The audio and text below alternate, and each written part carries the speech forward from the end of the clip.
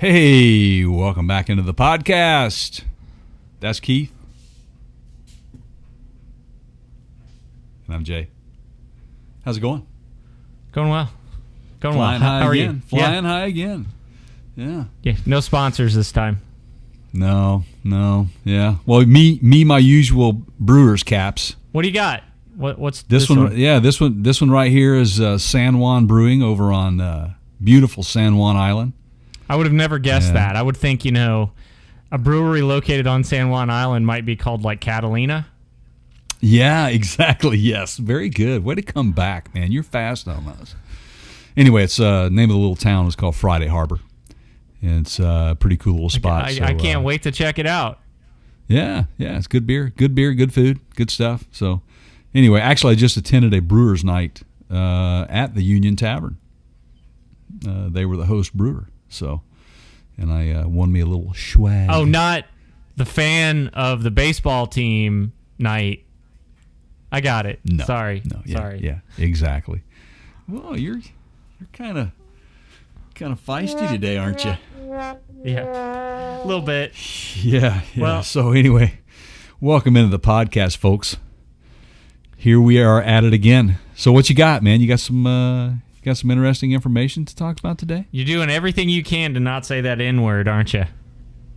Yeah. You got any news? Hey, live. PartsCounterGuru.com, the news. All right. We're getting good at this. Yeah. Yes. As you know, and hopefully our listeners know, I just recently attended a big NASCAR event at Charlotte Motor Speedway.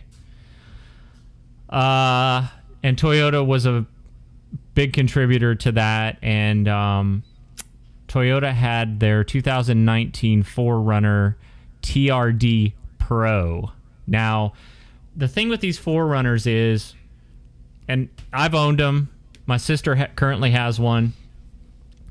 If you go the TRD side, which I have a TRD FJ, they tend to, in the off-road vehicles, Toyota kind of makes that a off-road vehicle. It's an overlanding vehicle. You're not going to get leather seats. You're not going to get the high-end, maybe infotainment system. The money for that package gets spent on the capabilities in the off-roading side. So better suspension, maybe better off-road tires and wheels, better maybe a better transmission or rear end with a positive maybe the differential's a little better, stuff like that, right? Mm-hmm. If you go with the SR5 or that side of things, it's kind of the station wagon. It's a soccer mom. You get the leather seats, you get kind of the interior comforts. Does that make sense? Yes, it does. So the TRD Pro is the top of the line that basically offers you the best of both worlds. You get the leather seats, you get all the creature comforts on the inside, and then you've got a really capable off-road vehicle as well. It's their TRD best off-road, okay. And there's some cool stuff they're doing with innovation in the rear, like slide outs for your coolers, drawers, and stuff. So I was Are you buying one? Well, you gonna buy one? One of the guys I was with is like about to pull the trigger on one, and I sat in and played around with this TRD Pro at the race, and it was very hard to look away. I just I just kept. And the guys I was with, they were like, oh man, you've got that FJ. It's much more capable off road. And I'm like, yeah, but this thing has 4 doors and it's got the slide out. I had to build one of those for my rear door. So, where is this from? This is from. I was gonna try to tell you. Is it Car and Driver? No, Popular Mechanics. Pop Mechanics. Basically, this guy's saying. Toyota is continuing to do... So he reviewed this 4Runner and said, look, this just makes no sense. Here you've got a vehicle that's very short on amenities. It is just an off-road vehicle. It doesn't come with a coffee maker inside or an espresso machine or whatever, everybody's sort of wanting in these things now. Barely has speed control, barely. Doesn't have any sort of lane keep warning, stuff like that. But this thing it's become a loner in its own right, in that everybody else, like the new Chevy Blazer, they're all going for kind of that other crowd, right?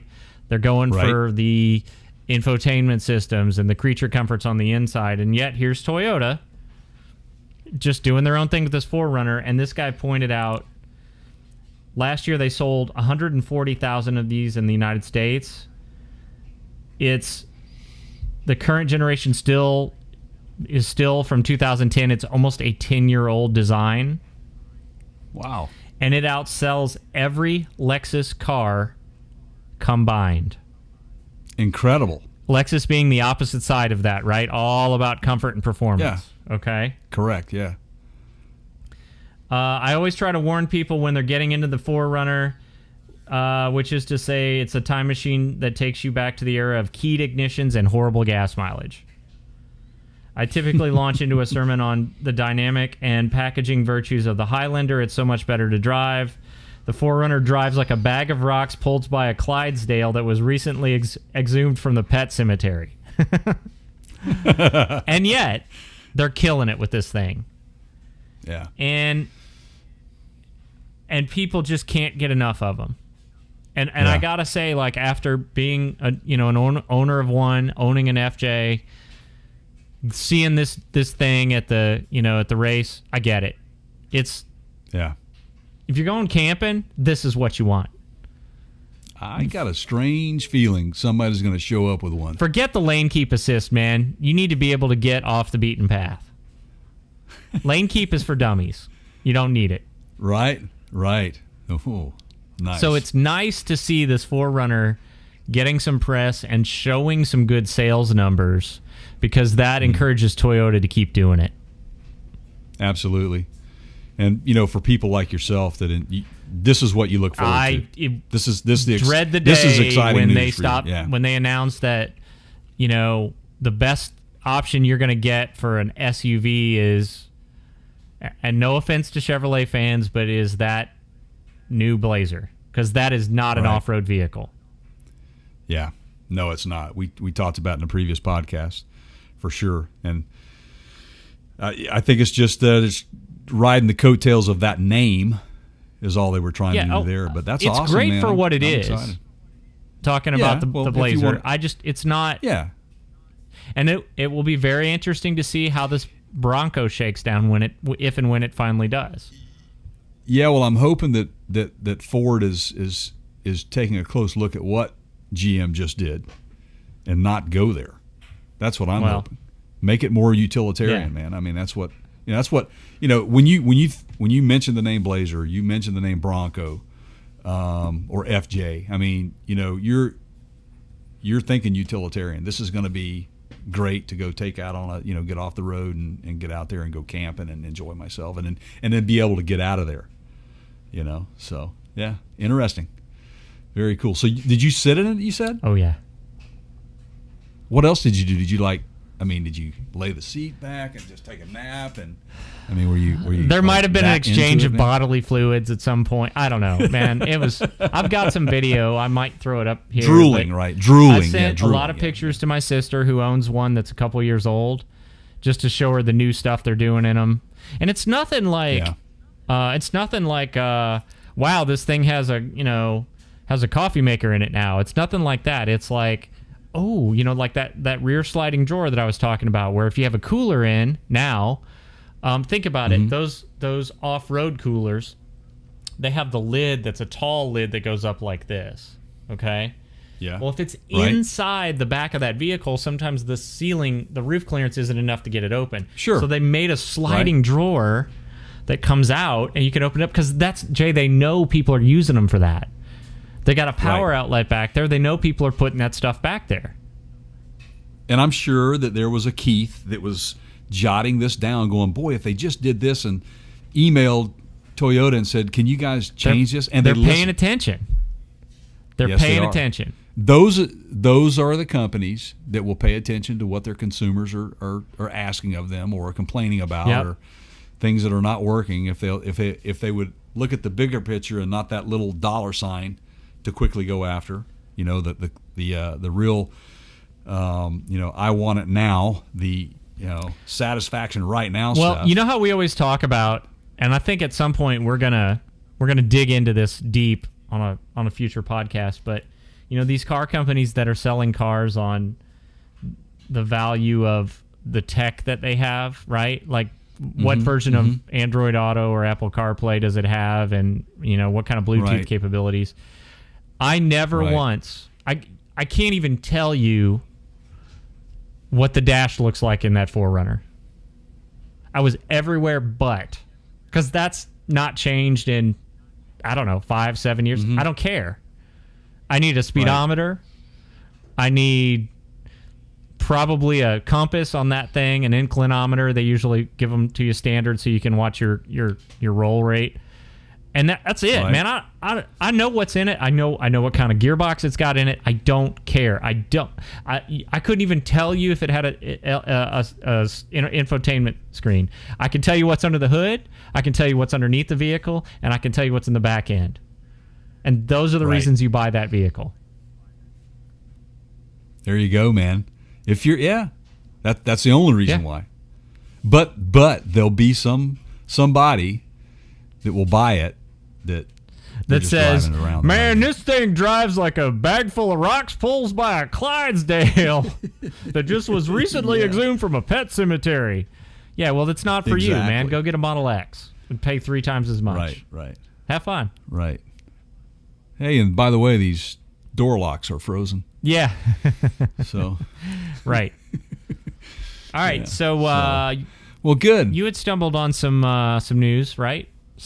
What do you got? Yeah, I did, man, and I think that we had spoken about this before, but it may be just an update on it. But it was about the Swedish company Varho with the virtual reality goggles, the XR1 goggles that they were building with, and teaming up with Volvo.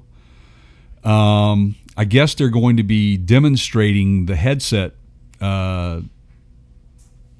very soon at the Augmented Reality World Expo in Santa Clara, California. A patent has been filed for the technology. Volvo's R&D department will take delivery of XR1 headsets during the second half of 2019. Basically, what these headsets are doing is allowing for auto manufacturers to use this virtual reality software to not put human beings into a precarious situation where they could lose their lives during testing and demonstrating of these, lane changing sensors and or artificial intelligence taking over the vehicle and basically putting a person at risk during some of these tests, and that's what they're trying to avoid. So these virtual reality goggles, they're able to build the software so that it puts the vehicle and the person in those circumstances they would otherwise not want to put them into, and it's very lifelike. Thought it was pretty interesting. So it's kind of the modern day equivalent of a crash test dummy. Pretty much. I mean, you're using it for R&D purposes, right? Without the life, like you said, the safety risks. The safety risk. I mean, basically, to quote them, they said, Volvo says, we have significantly changed the way we think about prototyping, concepting our design, and simulating different scenarios, particularly as it relates to active safety. It will definitely be more cost efficient when you build a digital prototype versus a physical prototype. So anyway, this we talk a lot about AI and autonomous vehicles, and here's another step in that direction. It's funny that you bring up the making you work with your hands to enjoy your day type of vehicle with Toyota. It's known as a bag full of rocks pulled by a Clydesdale. Yeah. Right. And then on the other end of the scale, we're continuously making strides in how we can move further and further away from hands-on with a vehicle, dumbing it down And I mean, basically, this stuff is taking people away from hands-on. So, I mean, it's I wonder. interesting. I'm trying to figure out how many years from now I can hand. And I'm checking my pockets to see if I have any car keys. I don't. But hand a car key to a young person, like an actual car key, not a key fob, a key that has the metal part with the teeth cut in it that sticks out that you put into the ignition and turn. Right. And film it and see how many people I can just watch struggle to start a vehicle, like looking for a push button somewhere. Like, what do I do with this? Yeah, it's at what point in our future is that going to happen? 5 years? 10 years? I would say it could be. I'm going to say 10 years. Okay. Because there's like generations of kids now that have never seen a rotary phone, and when you put a rotary phone in front of them and ask them to make a phone call, how do they do it? I mean, what are they? I've seen some actually demonstrations on that, and it's like, how does this thing work? So in roughly 2030, you will have someone that's a 19 or a 20-year-old who will have been born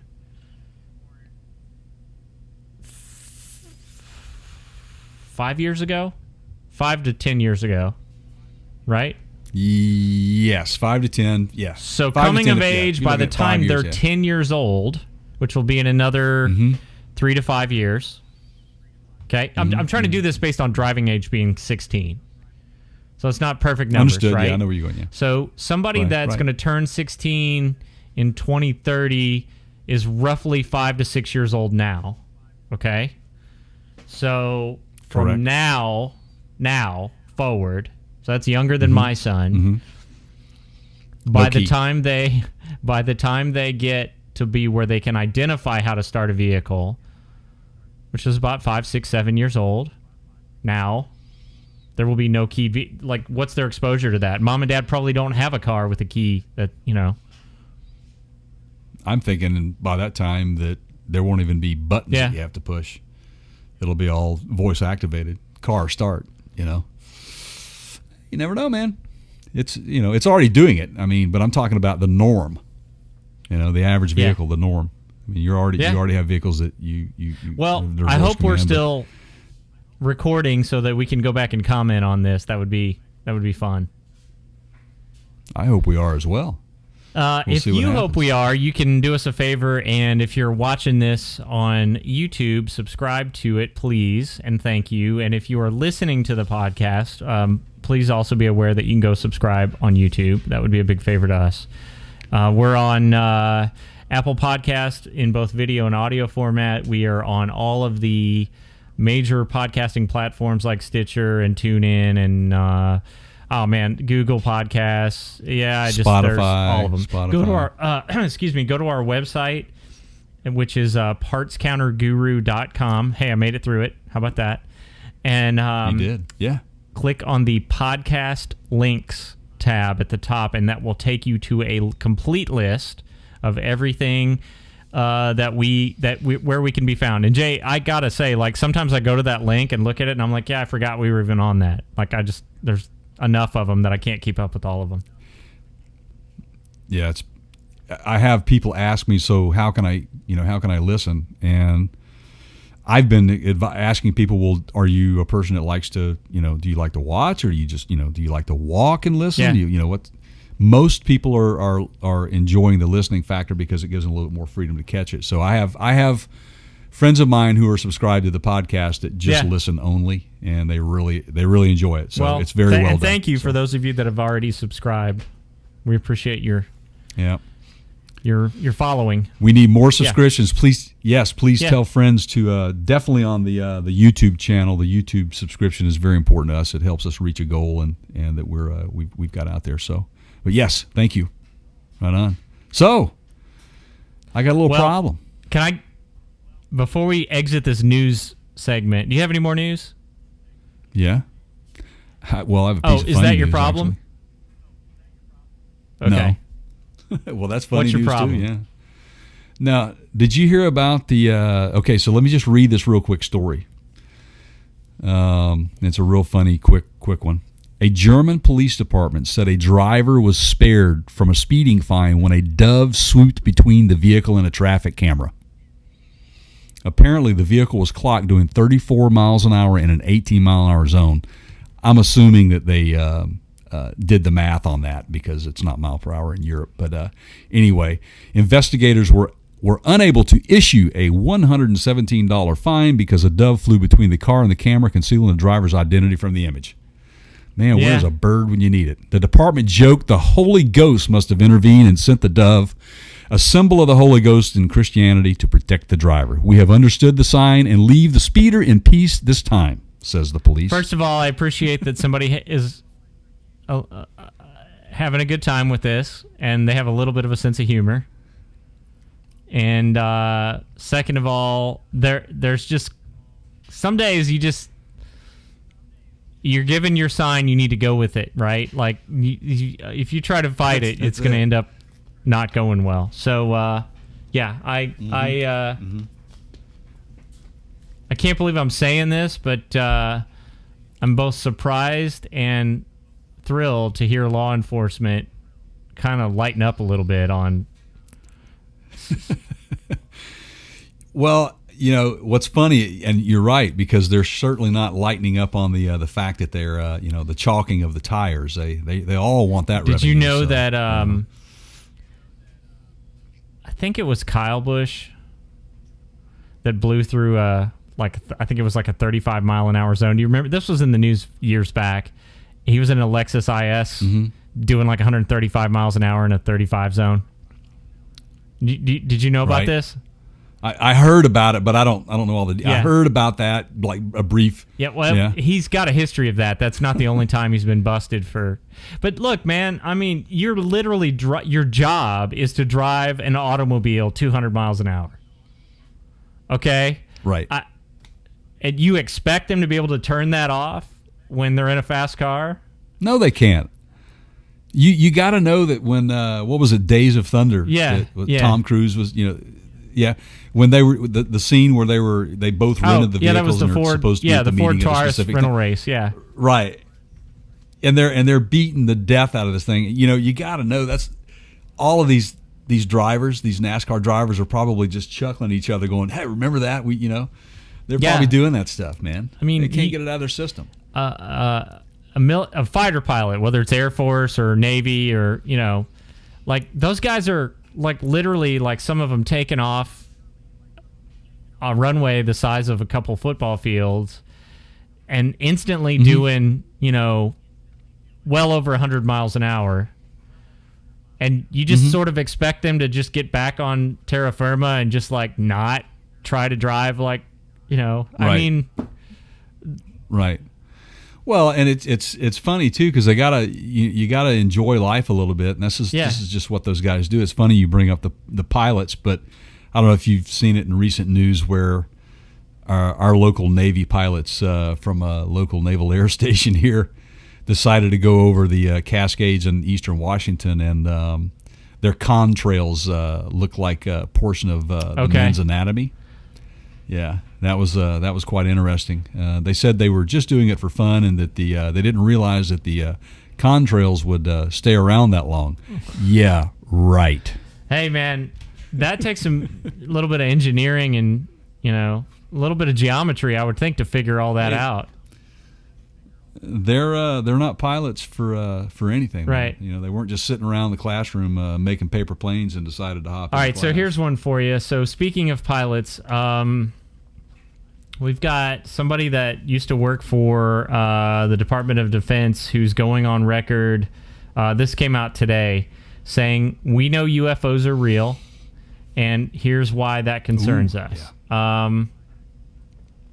After a bombshell report detailing near-daily interactions with unidentified flying objects by Navy pilots in 2014 and 15, this guy, Christopher Mellon, has argued that this information is nothing new and the government needs to do something about it. He's a former Deputy Assistant Secretary of Defense for Intelligence. There's apparently a History Channel series coming out soon called Unidentified, which will expand on the topics discussed in a recent New York Times article. In numerous interviews, Navy pilots revealed that they saw UFOs moving at hypersonic speeds, performing acts, quote, beyond the physical limitations of a human crew, and emitting no visible engine or infrared exhaust plumes. Yeah, I caught the story yesterday. Yeah, on he's doing CBS a press tour, News this morning a presser about that. Yeah, quite interesting, man. And he said, we'll "We know we know UFOs exist. It's no longer an issue. The issue is why are they here? What are they coming from? Or sorry, where are they coming from? And what is the technology behind these devices that we are observing?" They're going to the virtual reality goggle expo down in Santa Clara. Nice. There you go. This is kind of creepy. There are indications that the objects reported by Navy pilots in 2014 and 15 were doing things that aren't possible in this physical realm, as far as we know. Yeah. The People have been speeds saying that for reported, years. about 5,000 miles per hour, were only sustainable for about an hour by an aircraft in the air, and these objects would be flying around all day long, the pilot said. Yeah. That is interesting. So, yeah. That is interesting. I saw. You ever seen a UFO? When I say that, I mean that's. Wait a minute. Let me back up. I have seen things that I cannot identify I know where that flying through the air. Correct. Me as well. As a young kid and once as an adult, I saw some suspicious things that I could not explain. Saw no green people or gray people or whatever they are these days, but the current consensus is we've established gray, yeah. Right? Yeah. So, and they're probably not from Mars. They're going through that wormhole. Yeah. So that's how they're getting us. They're coming and visiting. I love when they cite near air collisions and safety concerns and all that, and you're like, okay, this aircraft that you're talking about has the technology to fly at 5,000 miles per hour. They're doing things that aren't possible in this physical realm, and that's a quote from this guy. And you're worried about safety. Mm-hmm. Like, you think that they haven't figured that out yet? Like, you don't think they've got, like, you don't think their version of the airbag is like 100 times more advanced than ours? Like, if they've got the tech to do 5,000 miles an hour, I'm pretty sure they've got better safety equipment than you do on your Tesla, dude. Yeah, I don't think that they're going to be worried about colliding with anything. They've got to figure it out. So they'll just zap you out of the way, coming man. Forward on this was he feels like the only way that we can make progress was to release the information to the public in the form of this show and television interviews. I think there might be some okay. So he said that cash involved in that scenario also, but. Okay, so say that again. He decided that the only way to make progress on this issue was to release the information to the public in the form of his new show and television interviews. Shouldn't the word progress be replaced by the word profit? Gotcha. Yeah. Okay. Well, we'll see where this goes. I'll watch that. We are giving military personnel on the front line a voice, he said. We are helping them get the message out of what it is they are encountering and why they are so concerned about it. And we are also helping me get a new Jaguar F-Type. Oh, no, I just added that last part. Yeah, that's right. Yeah, okay. Little F-Type tag. Yeah. Aren't most pilots, though, if they report stuff like that, they're pretty much the eval they go through is... It's pretty normal protocol to check a psychological and physical, make sure they weren't like, lack of oxygen and I or think, on something. Yeah. One of the first steps is to report back to control are you seeing what I'm seeing? In other words, I've got a visual, or I've got, it's on radar or something, and asking for confirmation or acknowledgement of what it is because, oh, by the way, it's really close to me. And that's usually when things get dicey. Like, no, we don't have anything on record, or we don't see what you see, or there's nothing on our systems. And then this whole kind of thing ensues, right? So, yeah, then he's going to be debriefed, and they're going to go, well, describe it, and then they're going to look for some, corroborating stories, right? Right. And I'm sure, internally there's a lot of chatter going on about, the saneness of the individual that may be reporting this information. I think that most of them, if it truly is occurring, probably don't report it because they don't want to be they don't want to deal with the blowback. They won't be red flagged, and exactly, and that's too bad, but that's the reality of it, and it's a very touchy subject for a lot of these folks flying around our skies. So we'll see what happens. If I run into a alien, keep it to yourself first, though. No, I'm not flying anything. Man. Fair enough. Okay, so you got any more news? I'm out of news, man. I'm out of news. I'm tapped out. I'm tired. All right, let's do it. I'm ready to get on what are we with this. talking about? Well, I've told you about this story, but it was really sad that it happened to me, just because I'm such a favorite of where I might have some of my services performed on my vehicles. And yes, Iffy Lube, something Sim2.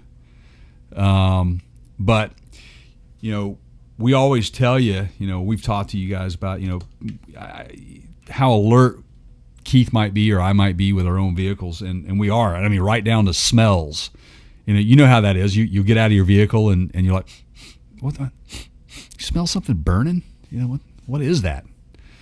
And so you don't take it lightly. Some people just get in and out of vehicles and they don't even pay any attention to it. But the wife and I were out running around one afternoon, and I smelled something and didn't see anything at that point. So a couple days go by, and we happen to be out and about again, and I notice what appeared to be a little oil leaking off the front of my vehicle. Down below on the rock panel there, it basically prevents debris and rocks and road stuff from getting up underneath, maybe attacking my radiator and oil pan and those sort of things. Between the front tire and the rear tire on the side of the car? On the front. Actually on the front. Okay, got it. Underneath, middle of the vehicle. So I noticed a little wetness there, and lo and behold, I touch it, and there was a little oil there. So we decided to, didn't look too bad, and got it home and parked it, and I noticed a lot more oil coming out of this thing. So I popped the hood and pulled the old dipstick out to see how much oil was actually lost. That was about a quart low, pretty quick. And so I started looking around and kind of trying to figure out where it's coming from. And these are some tips that you could do if you don't panic. But this is a transverse mount engine, so meaning that it's sideways under the hood and not front to back. It is a front-wheel drive vehicle, for those of you that didn't know that. Most of you should. So that means when the oil leaks, it should be leaking sideways? No. There you go. Good one. Man, they must have skidded in my oil that I left behind. But the thing there is that the location where the oil was dripping was off to the front and middle of the hood of the car underneath.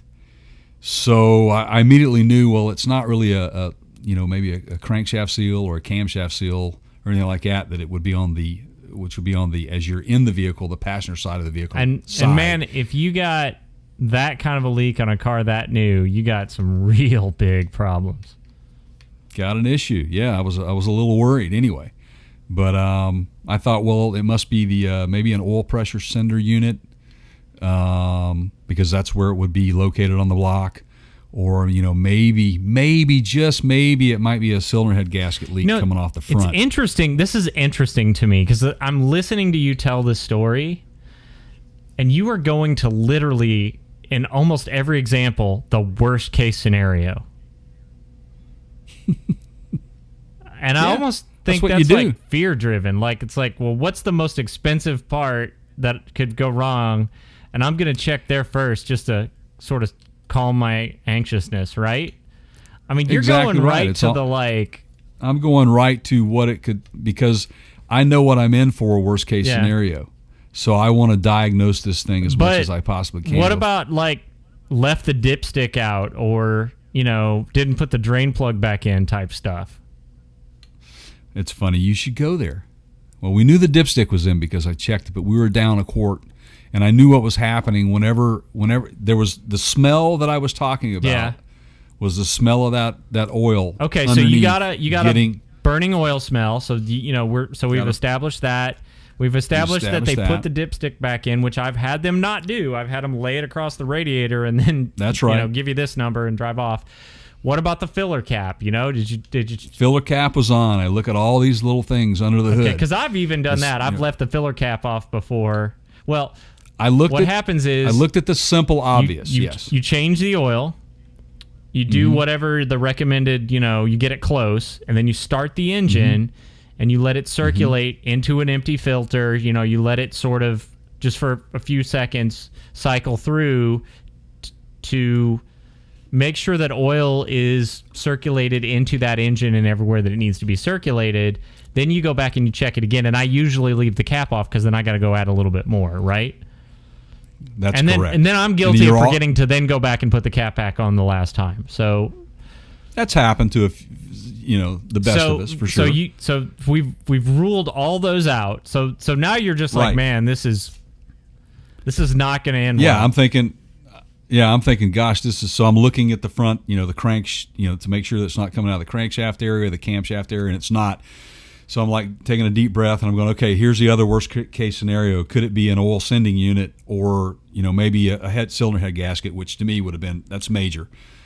I would take a crank seal or a cam seal or an oil sender unit over a cylinder head gasket any day. So, but anyway, well, now I gotta say, I would be tempted to think, just based on the stuff that you and I see on the road every day, like the type of driving and all that, and there's, in a way, it's almost like a NASCAR race. There's so many parts all over the road that I would almost be tempted to blame road debris sent up from a tire at a strong enough velocity that it just put a hole somewhere.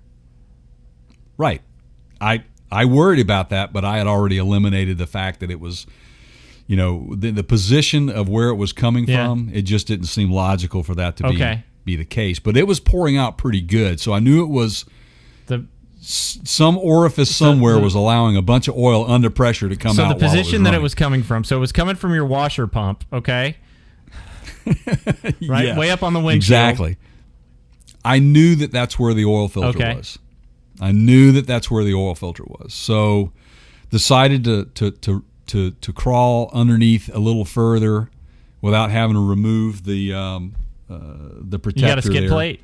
The panel. Yeah, the skid plate. That's the thank you for the word, yes. Do you have access to the oil filter without removing the skid plate? Yes. Did you have to know where it's at? And I knew that was the direction it was. Because see, if you have a Toyota, they do that.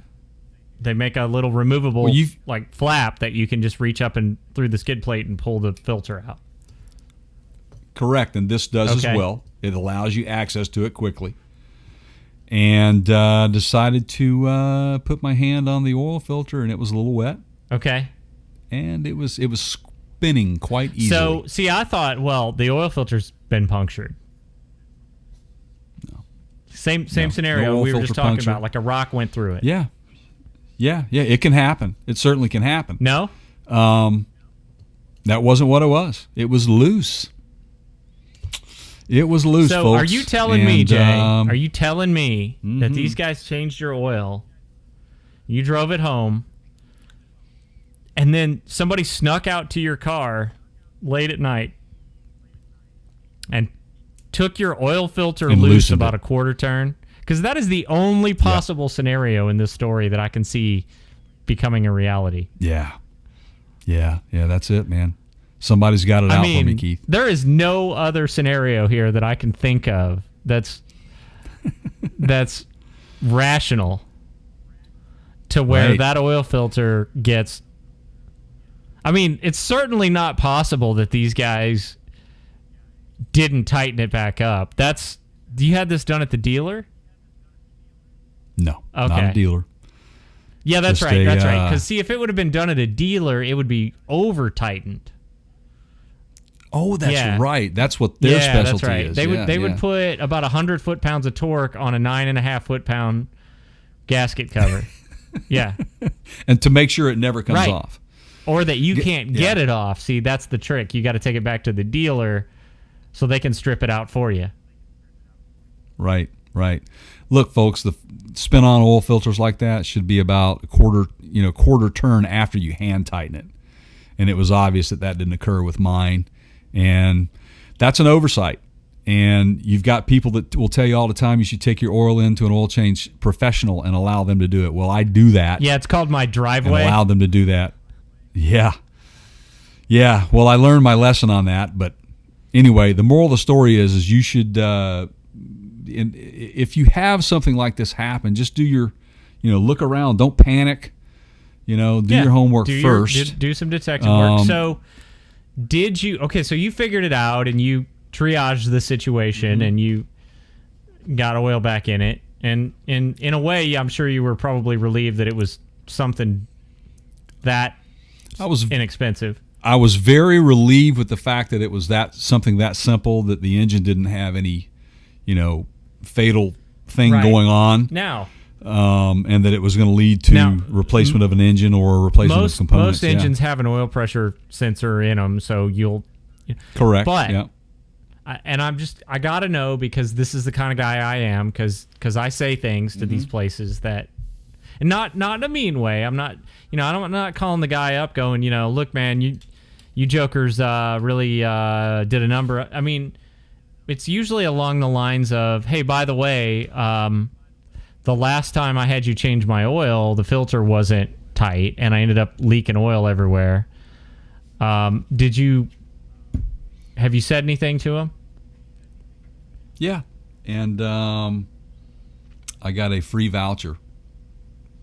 Okay. For oil change.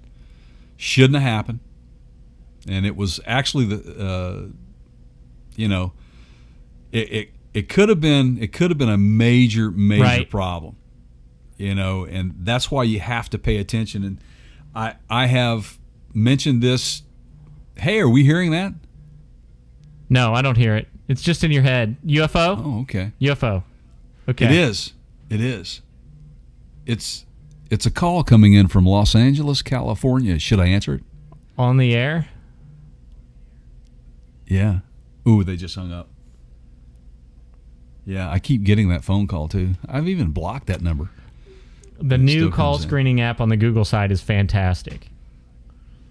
Well, it gives you the third option rather than answer and decline. There's a third one, and you push it, and it talks to the caller, and it says, "Hello, the person you're calling is I don't know. I'm going to elaborate a little bit, but it's like is not familiar with or something. Please, they can see what you say." So please, can you tell us who you are and give us a little bit of information on why you call? It's a lot more concise than that, people. I can't remember exactly. And literally on my phone, it's transcribing what that person is saying. I've used it on you before. You remember that? Like, you've called me and I do recall. Yeah. Here's the best part. I do. Because it's fun to mess with your friends with this, because then you can say something, and then 4 or 5 options will pop up on my screen, and I tap one of them, and it'll say, like, tell me more, or is it urgent, or I can't talk right now. Yeah. And then, if it is a spam call, after they hang up, I can tap the little spam button, and it's a shared spam registry list, meaning everybody else that's using these Android phones, that number will show up to them as potential spam after a certain number of flags against it. It's pretty cool. Right. Okay, but I digress. cool. So you got a voucher. Yeah, I got a voucher to come back for a Are you going to go back? for a free oil change. I probably will. There's some good guys. Things happen. The whole moral to this particular story is that you can even go to a professional and things. And as Keith has attested to before, he's had the same issue. Go when he was watch changing my his oil video on his Lexus on our over. YouTube channel of me changing the oil in a Lexus RS 350. RX 350, and I had to get a breakover bar and a pipe to bust loose the. Right. So Toyota uses the filter assembly where you keep the outside part, Right, and you replace the cartridge style, and yeah. to get that outside cartridge cover off, I had to. Right. I don't know what it had to be, a piece of, like, I want to say it was an air tool. Like, they just. Right. Yeah, you never know, man. It could have been some dude on a bad day that forgot he torqued it. And my FJ's got a skid plate on it, and it's got like 6 pretty hefty bolts going into the skid plate. Like, they're right. Yeah, it's kind of funny. You call it skid plate. I guess you still want to call it that. I mean, yours is actual. It's physical. It's metal. It's made it's for a metal off-roading. skid plate. Right. Mine's not. It's that composite. Plastic. That you snap in with a couple of. Yeah, but if it's not intended for off-road use, that'll still do the job. I mean, right? It works. Trust me. I've run over quite a few things. I remember I used to have a Nissan Frontier, and to change the oil, they had, because it was a 4-wheel drive, they had to pull the skid plates off, and on the sides of the skid plates were rubber flaps that went up and protected debris from coming into the sides of the skid plates, and those had plastic rivets in them, like pop rivets. And there was no way for you to get the skid plate off without breaking those rivets. Okay? So, and I remember talking to you, and I literally had the oil changed at Nissan, get it home. I remember the dealership. I went underneath of it, and they're hanging loose. And I went into the dealer, and I said, I need some replacement pop rivets to go into. And the parts guy's like, wait, where are these? And I went, this is a current model year Frontier pickup. Go ask one of your guys in the garage. And he goes, oh, well, I asked them, and they just told me that, when they changed the oil, they just don't even put them back in. And I thought, well, that's fantastic. So, yeah, you have a dealer kind of admitting that they don't even bother to replace those parts. Right. I had a little technical glitch there for a second there, by the way. Yeah. So, anyway, so the moral of the story here is that, yes, you can continue to think that, by taking it to a professional, that all the right things are going to be done. We've sat here and discussed just in the last several episodes about some of the missteps that some of these professional places have taken. Tires, correct. That's incorrect right. Tires on vehicles. And it makes me so. A lot of these new cars you buy, they come with a free, like, included, like an oil change or 3 or 4 oil changes, or oil changes for the first year or 2 years or whatever, right? And I've got, like, on my FJ, my current vehicle, they stripped out the bolts on the skid plate, machining them in, cross-threading them. Because the dealership. No one changed that oil for the first year that I owned it, except for the dealership. And when I figured it out? When I started changing the oil. When you started changing your own oil. I'm like, well, that bolt's stripped. I wonder how that happened. I'm sure it didn't roll off the factory floor like that. They're putting it in with the powered, whether it's a drill or an air ratchet or whatever, and they're just literally just cooking it in there without checking the thread first in a hurry. It makes me wonder, like, do I just not, next time I get a car, because I buy these, like, rare vehicles, right? Like, do I just say, you're not touching it? Do I just change my own oil from day one? Yeah, I think you should. But there's going to be a lot of people that won't. What do you do? I mean, this is the question that you do. Well, you do exactly what I was saying is be very mindful of it and check around the vehicle at all times. Don't just trust them. When you get an oil change done somewhere, if you've had work done, check behind them. Just look under the hood, pop the hood. Don't expect it. I mean, let's say you go and you're going to go have all your belts and hoses replaced and oil changed and everything before you go on a long trip. Are you just going to get into it and just hit the road afterwards without kind of taking a look around? A lot of people do, and that's unfortunate. You should be very mindful of what has happened and what could be wrong with it without checking around it. Just make sure they've done the work. It doesn't hurt. It's your vehicle.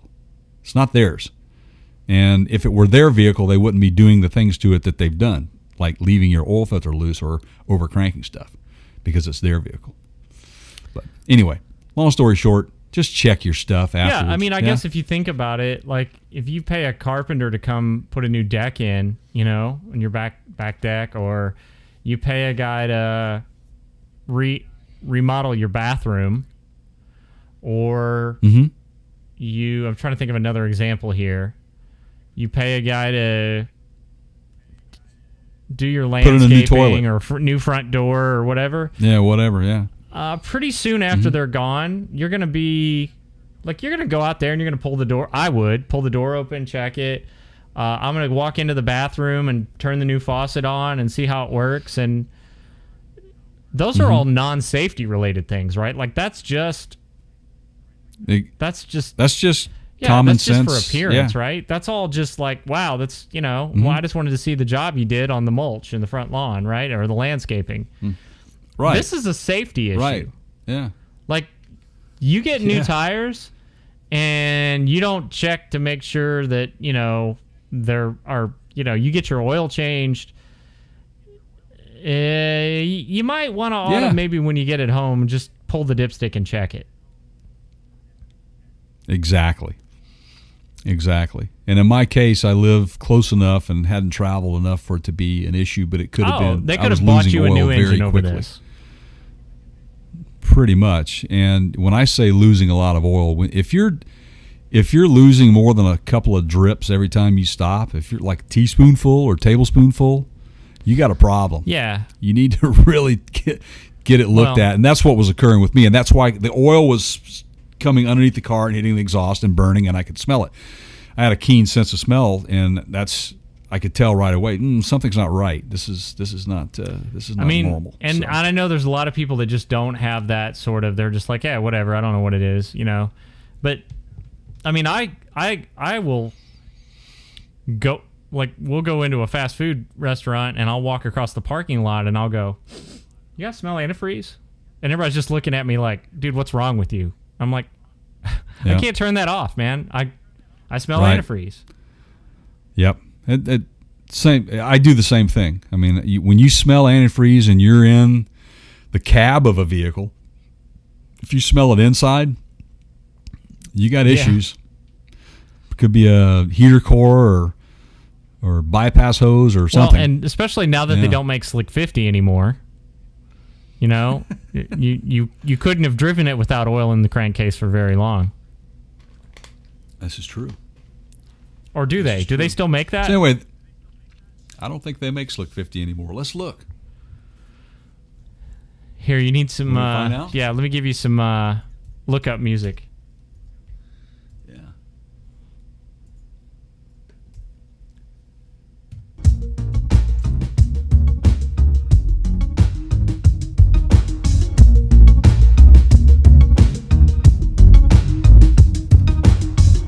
Oh yes, I've found They it. still make it? It's called. They've rebadged it apparently. Oh no! Oh, this is. Look, folks, if it comes in a can, it's called this particular product is called Slick 50 Recharged. Restore lost engine performance, high mileage engine treatment. Protects against power robbing, friction, heat, and wear.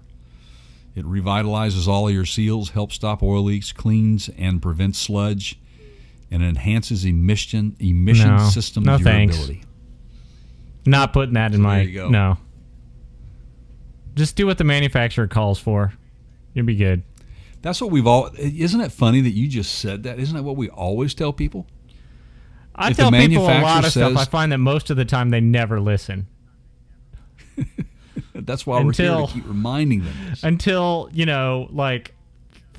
like the 25th time they ignored me and something bad happens, and then they go, "Wow, so that's what you meant, huh?"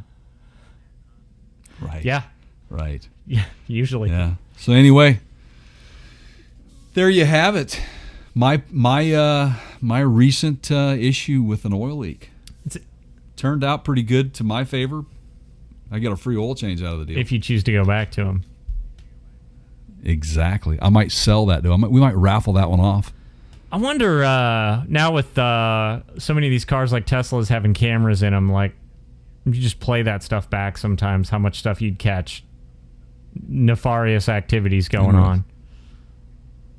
Interesting. Well, there won't be any oil changes on that, but just some activity of some sort. Well, I did see, speaking of activity on autonomous vehicles, Teslas, that you see they finally shot a porn video in there in one of them. Did you see that? I did not. I'm not sure what news sources you were looking at here, but we said this early on in our autonomous talk that right. Yeah. You know where this is going. Yeah, remember that? So are you saying that the car was in self-driving mode while said deed was going on in vehicle? And it was moving. So they weren't parking. This was in motion. No. It was in motion being filmed. Okay. Yes. Now, I haven't seen the film at 11. But I'm sure it'll come out. Are you surprised? No. We said we wouldn't be, right? The only thing that surprises me is it took this long after we talked about that in like podcast episode 1. You know, this long. Yeah, you know what? They were listening to us and said, "Hey, those guys, those gurus, man, they're onto something." So yeah. So anymore, I'm just like, why'd it take so long? You know. Right. So our next podcast coming around. We want to talk about what we might be doing. Yeah, so let's talk soon. about the live podcast date for episode 25. We're going to do a live stream. Now, Jay's going to get... Do you have the times up? Date and time? Well, wait. Yeah, it's... I'm going to tease it first. So, just know that these are approximate times, which means that if it takes us a little bit longer than we expected to get the equipment connected, or the venue asked us to delay by a few minutes because of some need that they have, we're gonna work with that. So we will. So here's the best thing that you can do. We're gonna stream on Facebook and on YouTube with live streams. Facebook is called Facebook Live, and I think YouTube is just YouTube Live. And if you just leave our page open, it will show you in your feed when we go live. So just keep an eye on it during the dates and times that Jay's going to give you, and roughly around about these times, you should see a live stream pop up. Correct. About 3 p.m. Eastern, 2 p.m. Central, 12 Pacific. June 26th. And yeah, but if you set your notifications up, though, it will let you know when we go live. Now, if I'm in Flagstaff, Arizona, where they don't observe DST, what's I'm just kidding you. You got to look that up on your own. Sorry. Well, I think that what would they be? Would they be Central? I don't know. This whole time zone stuff messes me up, man. Anyway, with not the time DST. zones, it's the. And some counties not observing it, and yeah. Isn't your neck of the woods contemplating the change? Potentially just leaving it on DST indefinitely.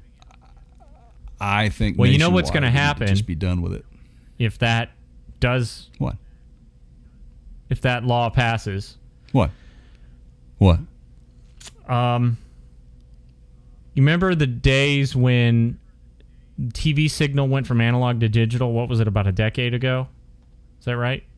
I think so, yes. Well, they made it mandatory, the government, that you had to have a digital receiver. It was an FCC thing, and all the stations had to convert to digital. And then all these old retirement folks had to go out and buy converters for their televisions to be able to get, because if their TV was older and wasn't capable of digital, they needed an adapter box, right? Right. So if you change the DST laws every GPS manufacturer in the world is going to have to update their software, and many of them will not do that for free if you're out of warranty. To accommodate. Yep. Interesting. That's looking at the big picture. I have an issue right now with my because they all get their time from satellite, and then they run a comparison against the DST, where you are and if they're observing DST and so on and so forth. Right. So they'll have to update that. Wow. Because used to be, back in the day, DST, they changed it a little bit. Like it was earlier, or it used to be the start later in the season. And then there was about 10, 12, 15 years ago, they changed it to start sooner in the year. And then I remember that kind of messed with a lot of the old computers that if you had to go apply a software update so that they would get the new DST time so that the clock on your computer would update and all that. So, yeah, so that'll be a thing. Just expect it if the DST laws are changed. We'll see what happens. So, stay tuned. We'll should we throw a DST party? Might be a fun live broadcast. We'll sit there with a couple different GPS models and see what happens. All right, so how about let me do a couple of if you're doing any shopping on Amazon, go to our website, which is what, Jay? www.partscounterguru.com, and click on the Amazon banner in the top right. Click through our website to get to Amazon, and that will give us a little nod from Amazon and give us some little bit of revenue. It doesn't cost you any more to do that. It does not change the price of anything that you're going to buy. It just adds us as the referrer, and Amazon will pay us for that. So please do that. It's a great way to support the show if you happen to shop on Amazon, which most people do. If you are not already subscribed to our YouTube channel, you can go on YouTube and search for The Parts Counter Gurus, 4 words, The Parts Counter Gurus. Oops. Almost pulled a Tim McCarver there. Strike is a 4-letter word. And just search for us on YouTube and subscribe. If you are listening to the podcast, know that there's a video version of it as well. If you are watching the podcast and you would like to listen to it while you drive, you can do that by going to our website, partscountergurus.com. Jay already told you that. Click on the podcast links tab, and you will get a list of every possible podcast platform that you can think of. We're on all the popular ones, and you can just, right there, you can just subscribe to it from there. We also mentioned things on the podcast that you might be able to purchase through our website, correct? Yes. And you can follow that link, which typically it's going to take you over to the Amazon. It's a nonsensical naming convention, though. It's not like it's things that we mention on the podcast. Correct. And I think we named it something like stuff you heard about while tuning the dial to find Parts Counter Guru. No, wait. It's just called Mentioned on the Podcast. That's right. That's it. Don't make it so difficult, man. Yeah. It doesn't have to be so difficult. There's a Mentioned on the Podcast tab. Anything that we've reviewed, that we've talked about, that we recommend, it's going to be on that tab on our website. Including the call block app that you might be able to download. Well, that's just natively available on most Google. Can we put up a link to show up? Sure. Give people to say, hey, this is what I'll it try. is. Maybe see what I can do. Maybe a lot of people don't know where that's at. That's available. Where your Google phone at? Yeah. Okay. Right on. I'll do it. You got something flying around there? Yeah, there's a very irritating insect that has decided he's thinking of dive bombing me. Are you allergic? Are you allergic to it? No, he's just bugging me. He's just bugging me. Oh, I just want him dead. I gotcha. Yeah.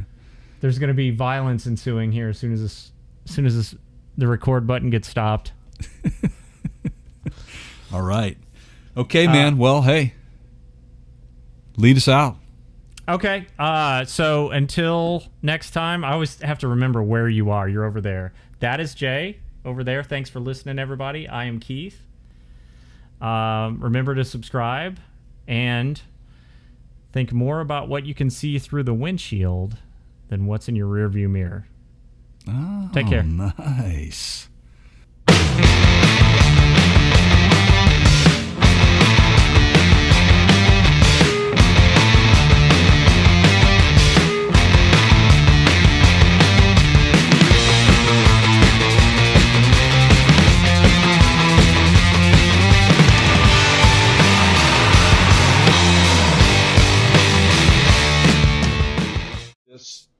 Hey, are we hearing that?